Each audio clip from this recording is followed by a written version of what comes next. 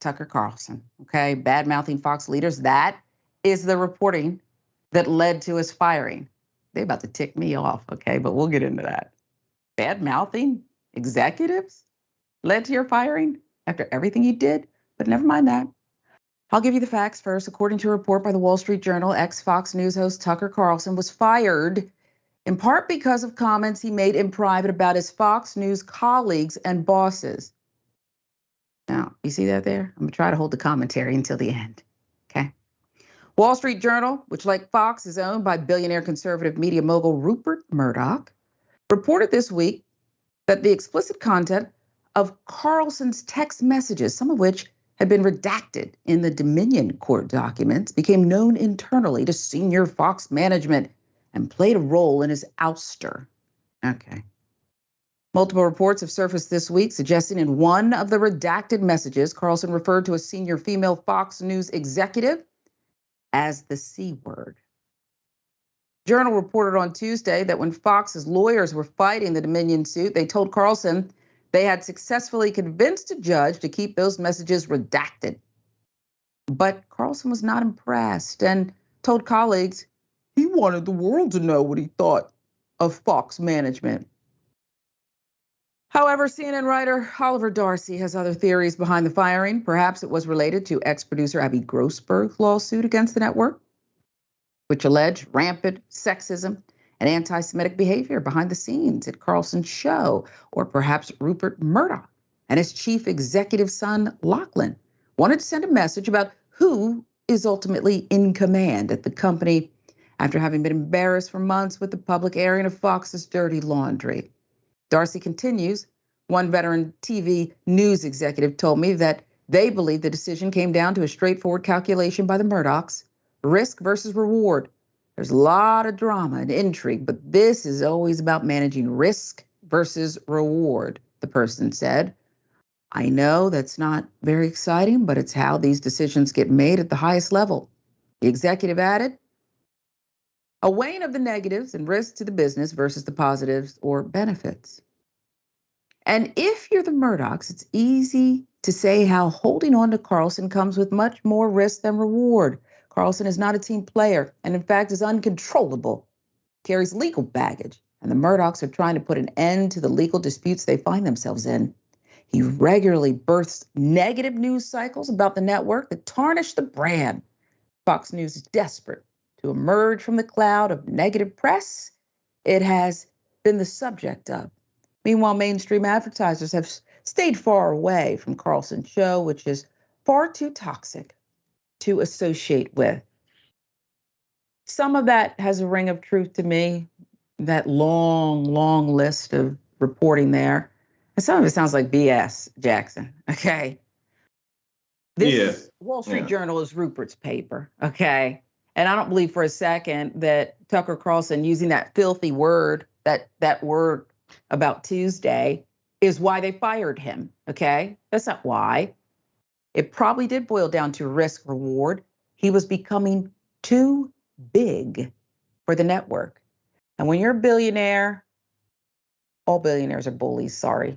And I love you, Robert Smith, but if you're a billionaire, it's just what you do. Some are mini. I call Robert Smith. He's got to be one. But anyway, Rupert Murdoch is a bully and a billionaire, and anybody who gets too big for the brand, they got to go. Am I wrong? Well, I think that especially from that list of grievances, that put the most realistic one that I saw was the legal baggage. $787 million to a media network for any network, unless you're like one of the largest banks in the country, that's not an easy find. You know what I'm saying? Like, it's easy for banks to pay something like that because they got so much money running through them and they invest in what have you. But Tucker Carlson is the biggest and by far and away, like you were saying, he basically kind of was the face of the network. And because of that, with all of the Dominion issues and just pretty much anything that Fox News could have a finger pointed at them for, whether it be misinformation, whether it be racism, everything that Fox News has been doing, Republican propaganda, whatever, Tucker Carlson is the face of that. So as pointed out, just kind of weighing the risk and reward, getting rid of Tucker and just realizing that actually people, especially Americans, have a very short memory and attention span. As the months pile on, Fox News will remain a Republican propaganda outlet, and likely people will continue to watch it just as much as they ever have, because what else are they going to watch? Right. Then if Tucker was brown and he cost the network $78.70, he did, okay, that would have been a wrap. You notice the one black woman on Fox keeps her mouth shut, okay? Yeah. If she cost them a paperclip, you're out of here, okay? But I just find it rich that members of the mainstream press have been drinking in this ridiculous reporting from some of the Rupert Murdoch-owned papers, and they floated at other places too, and said, no, Tucker Carlson he should come with a warning label for all people everywhere. He's done so much damage. He's, I believe, incited violence, racism, misogyny. He's gross. That's just what he did over the airways. He knew the tally light was on. And you dare float this nonsense that, well, we read his private messages that were just too explosive and sexual. And we said, you gotta go. And then you have members of the media, they're eating it up. Well, and did you see what he said about Suzanne Scott? I mean, he said it Tuesday. Get out of here. I just think it's so insulting to those of us who, I don't know, are classified as an other, even though we're really in the majority, that you float this and other people eat it up. Am I making it too personal? Because it's just how I feel, Jackson. Well, I mean, you're on to something, especially in terms of, when you consider Bill O'Reilly not being let go of basically until there was no other choice to be made.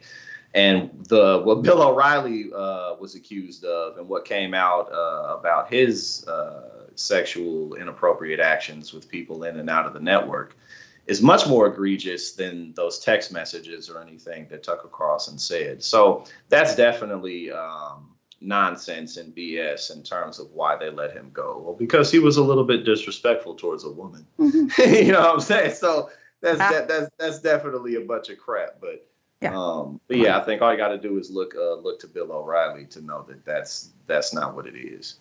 I told you, my very first job, fresh out of school in New York, and I worked with Bill O'Reilly. Okay. Oh man. Bring me coffee, Sharon, in my office, which was, you had to walk through a dark studio, not trip over the cables. And why is his office back here? It's very cave-like.